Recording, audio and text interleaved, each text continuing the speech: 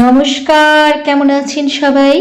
আবারও জীবনের ওঠা পড়ার নতুন দিনের নতুন একটা ব্লগ ভিডিও নিয়ে চলে এলাম আপনাদের সামনে।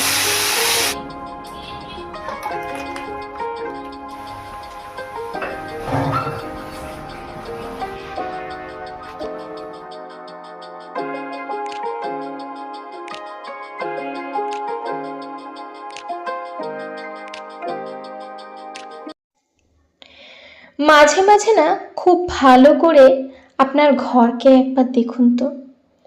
আপনার ঘরের সব জিনিস কি সত্যি প্রত্যেকটা সময় ইউজ করে থাকেন, নাকি শুধুই কিনে রেখেছেন?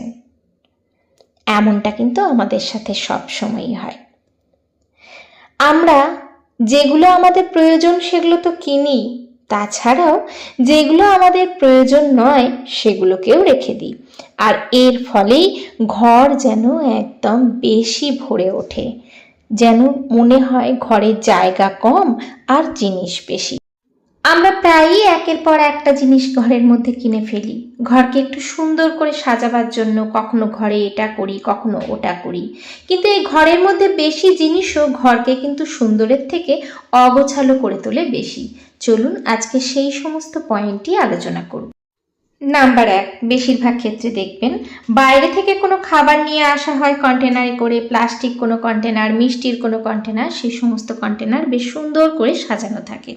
হয়তো কখনো কখনো সেই সমস্ত কন্টেনার আমাদের প্রয়োজনই হয় না, মাসের পর মাস, বছরের পর বছর একটা জায়গায় কিন্তু সেগুলো গোছানো থাকে, আর তার ফলে দেখতে যেমন অগোছালো লাগে সেই রকম জিনিসগুলোও কিন্তু নষ্ট হয়ে যায়। তাই এই কন্টেনারগুলো রেখে দেওয়ার পর অবশ্যই একবার দেখবেন যে আপনি কি আদেও মাসে একবারও এগুলো ব্যবহার করেছেন, বা 2 মাসে একবারও ব্যবহার করেছেন। যদি না করে থাকেন তাহলে অবশ্যই এগুলোকে কিন্তু বাইরে ফেলে দেন, দেখবেন জায়গাটা অনেকটা ফাঁকা হয়ে যাবে। আর এমনিতেও এই সমস্ত কন্টেনারগুলো খুব বেশি দিন ধরে ব্যবহার করা কিন্তু ভালো। নাম্বার 2, অনলাইন শপিংয়ে মাঝে মাঝেই সেল পাওয়া যায়, আর সাথে সাথে আমরা কিন্তু নতুন জিনিস কিনে ফেলি, তাই না? এইভাবেই একের পর এক নতুন নতুন জিনিস আস্তে আস্তে করে কিন্তু আমাদের ঘর ভরে তোলে। ঘরের স্টোরেজের জন্য মনে হচ্ছে যে একটা জিনিস আর এখন দেখবেন আলাদা আলাদা জায়গার জন্য আলাদা আলাদা অনেক রকম স্টোরেজ বক্সও পাওয়া যায়। হ্যাঁ, এগুলো অবশ্যই কাজের, কিন্তু যদি সত্যিই আপনার প্রয়োজন হয় তখনই কাজের। কিন্তু তাছাড়া যদি আমরা কিনে একের পর এক জায়গায় বাড়িয়ে দিই তাহলে কিন্তু কাজের থেকে ঘরে কিন্তু বেশি জিনিসে ভরে যাবে। তার জন্য ঘরকে গুছিয়ে রাখার জন্য আগে যেগুলো অতিরিক্ত জিনিস আছে, যেগুলো বেশি আমাদের দরকার নয়, সেগুলোকে কিন্তু অবশ্যই কম করে দেওয়া উচিত। নাম্বার 3, কখনো কখনো বেশিরভাগ ক্ষেত্রেই দেখা যায় পুরনো চার্জার, পুরনো ফোন, পুরনো রিমোট, এই সমস্ত ছোটোখাটো জিনিসগুলো কিন্তু ঘরের মধ্যে পড়ে থাকে, বা হয়তো কোনো একটা ড্রয়ারের মধ্যে পড়ে থাকে। যদি এমনটা হয় তাহলে আজই বের করে দেখুন যে আপনার সত্যি কোন চার্জারগুলো দরকার, যেগুলোর হয়তো ফোনগুলোই নেই কিন্তু চার্জারগুলো সুন্দরভাবে গুছিয়ে ঘরের কোনো একটা ড্রয়ারের মধ্যে রাখা আছে। এতে কি হয়, দরকারি জিনিসপত্রও খুঁজে পাওয়া যায় না, ড্রয়ারগুলো ভর্তি হয়ে যায়। তার জন্য সুন্দরভাবে যেই সমস্ত জিনিসগুলো আমাদের দরকার নেই সেগুলোকে আগে ফাঁকা করতে হবে। যদি দেখেন কয়েক মাস ধরে এই চার্জার বলুন, ফোন বলুন, রিমোট বলুন, যে কোনো ইলেকট্রনিক্স জিনিস বলুন, যেগুলো আপনার ব্যবহার হয় না বা করেন না, সেগুলোকে আগে ঘর থেকে বের করুন। আসলে কি জানেন তো, সব সময় ঘরকে পরিষ্কার রাখার জন্য নতুন জিনিস নয়, ঘরকে অর্গানাইজ করার জন্য নতুন নতুন জিনিসের থেকে বেশি দরকার হচ্ছে পুরনো জিনিসগুলো যদি আমরা বাদ দিয়ে দিই। যেগুলো অতিরিক্ত পুরনো হয়ে গেছে, যেগুলো আমাদের অপ্রয়োজনীয়, সেগুলোকে আমাদেরকে কিন্তু ফেলে দিতে হবে। নাম্বার 5, যাদের বাড়িতে বাচ্চা আছে তাদের ঘরেও কিন্তু একটা একটা করে অনেকটা খেলনা হয়ে যায়। এমনকি পুরনো ভাঙা খেলনাগুলোও কিন্তু দেখবেন যেখানে খেলনা রাখা হয় সেখানেই থাকে, অথচ ছড়িয়ে ছিটিয়ে থাকে। আপনারা যদি খেলনাগুলোকে একটা বক্সের মধ্যে বা কোনো একটা জায়গায় তুলে রাখেন তাহলে কিন্তু এগুলো দেখতে সুন্দর লাগে। তবে খুব বেশি পুরনো যে সমস্ত খেলনাগুলো বাচ্চারা নিয়ে খেলেই না, সেইগুলো হয়তো ঘরের এক কোনায় জড়ো হয়ে আছে বা কোনো জায়গায় হয়তো ড্রয়ারে মানে রাখা আছে, সেই সমস্ত খেলনাগুলো চেষ্টা করবেন যাদের দরকার সেই সমস্ত বাচ্চাদেরকে দিয়ে দেওয়া, বা সেগুলো যদি রিসাইকেল করা হয় বা কোনো রকম নতুনভাবে সেগুলো কিছু তৈরি করতে পারেন সেগুলো করবেন, তাছাড়া কিন্তু সেগুলোকে ফেলে দেওয়ার চেষ্টা করবেন। আমাদের ঘরে দেখবেন একের পর এক বেডশিট, কুশন কাভারের পর কুশন কাভার অতিরিক্ত পরিমাণে কেনা থাকে।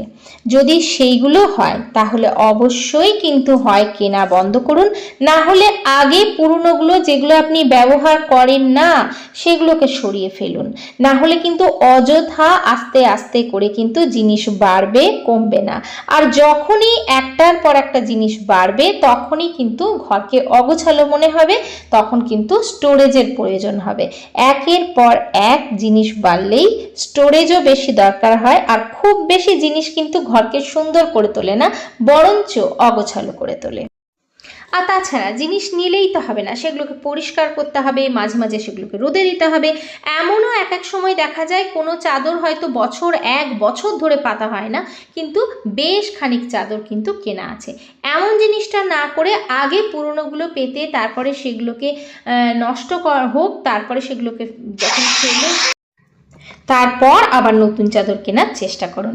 বা বাড়িতে নতুন কোনো কাভার বলুন, বালিশের কভার বলুন, পিলো কাভার বলুন, কুশন কাভার বলুন, সমস্ত কিছুই আগে পুরনোটা ব্যবহার করার পর তারপরেই কেনার চেষ্টা করুন। আর যদি বা 2-3টে থাকেও তাহলেও দেখবেন যে খুব বেশি জিনিস যেন না হয়ে যায়।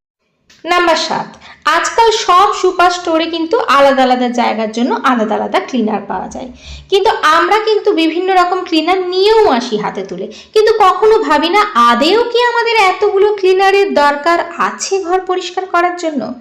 কাচের জন্য, কাচ পরিষ্কার করার জন্য আলাদা ক্লিনার, ডোর পরিষ্কার করার জন্য আলাদা ক্লিনার, ফ্লোর পরিষ্কার করার জন্য আলাদা ক্লিনার, বাথরুম পরিষ্কার করার জন্য আলাদা ক্লিনার, এরকম অনেকেই আছি যারা আলাদা আলাদা জায়গার জন্য আলাদা আলাদা ক্লিনার কিনে থাকি। কিন্তু যেগুলোর অযথা দরকার নেই, সামান্য কিছু ক্লিনার হলেই, 1-2টো ক্লিনার হলেই কিন্তু ঘর খুব সুন্দরভাবে মেনটেন করা যায় এবং পরিষ্কারও করা যায়। তাই অযথা জিনিস কিনে বা জিনিস বাড়তি রেখে ঘর কিন্তু জঞ্জাল না করে ঘরকে সুন্দর করে গুছিয়ে রাখলে ঘর কিন্তু পরিপাটি থাকে। নাম্বার 8, পুরনো নিউজ পেপার, ম্যাগাজিন, ইলেকট্রিকের পুরনো বিল, এগুলো কিন্তু আস্তে আস্তে করে আমাদের ঘরে জমতে থাকে। যদি বেশি দিন পড়ে থাকে, যদি সেগুলোর কোনো দরকার না হয়, চেষ্টা করুন সেগুলোকে অবশ্যই ফেলে দেওয়ার জন্য, অথবা রিসাইকেলিং করুন, বিক্রি করুন। দেখবেন অনেকটা ঘর কিন্তু হালকা হয়ে যাবে, ঘর অনেকটা পরিপাটি, অনেকটা গোছানো লাগবে। সব জিনিস ভরে ভরে আমরা যদি ঘরের মধ্যে রেখে দিই না, তাহলে আস্তে আস্তে কিন্তু জায়গা কম হতে থাকবে। আর সব থেকে বেশি যেটা থাকে সেটা হলো কাপড় জামা। এমন অনেক কাপড় জামা আছে যেগুলো আমরা বছরের পর বছর পরি না, অথচ জমিয়ে জমিয়ে থাক থাক করে রেখে দিই। আর আমি এদিকে মাছটা করে নেবো, তাহলেই হয়ে যাবে। ভাত তো হয়েই গেছে, এদিকে ঝোলটাও হয়ে গেল, ওদেরকে খেতে দিয়ে দেবো। দেখি যদি মাছটা করতে করতে দেখি যে দেরি হয়ে গেছে তাহলে ওদেরকে খেতে দিয়ে দেবো। চলুন করে নিই। তো এইভাবে আমরা যদি যে সমস্ত জিনিসগুলো আমাদের দরকার পড়ে না, দীর্ঘদিন ধরে যেগুলো আমরা ইউজ করি না, সেগুলো যদি আমরা ঘরের থেকে বাইরে বের করে দিই, ফেলে দিই, বিক্রি করে দিই, রিসাইকেলিং করে দিই, তাহলে দেখবেন ঘরটা পরিষ্কার পরিচ্ছন্নও লাগবে আর পরিপাটি সাজানো গোছানোও লাগবে। আসলেই জানেন তো, ঘর সাজানোর জন্য ঘরের জিনিসপত্র কম হওয়া দরকার। খুব বেশি জিনিসপত্র রাখলেও কিন্তু ঘরকে খুব বেশি যে সুন্দর লাগে তেমনটাও নয়। ঘরটাকে সাজানোর জন্য ঘরে জিনিসপত্র খুব কম হওয়া দরকার, ঘরটাকে তাহলে গুছিয়ে রাখা যায়।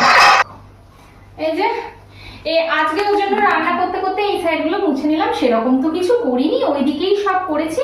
হয়ে গেলে গ্যাসটা মুছে নেবো, ব্যাস পরিষ্কার হয়ে যাবে। আজকে অনেকক্ষণ ওদের সাথে খেলেছি, ওদেরকে টাইম দিয়েছি, আর তার মধ্যে বৃষ্টি কিন্তু চলছেই। এই বৃষ্টির মধ্যে বাচ্চারাই বা কোথায় খেলবে, কোথায় বাইরে যাবে, সময় তো আবার নিচে গিয়ে বসে থাকা সম্ভব নয়, তাই না? আমি বললাম তোমরা ঘরেই খেলো, তার মধ্যে ঠান্ডা ঠান্ডা লেগে গেলেও মুশকিল, সেটারও একটা ভয় আছে। যাই হোক, মাছটাও হয়ে গেছে, ব্যাস আর কিছু করবো না। এই মাছটা দিয়ে আমার খাওয়া হয়ে যাবে, মাংসটা দিয়ে ওদের খাওয়া হয়ে যাবে।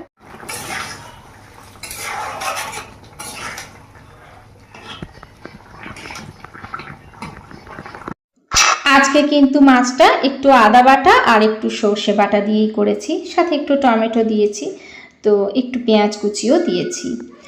আর সব থেকে বড় হচ্ছে প্লাস্টিক ক্যারি ব্যাগ, যেগুলো আমরা ভরে ভরে ঘরে নিয়ে আসি।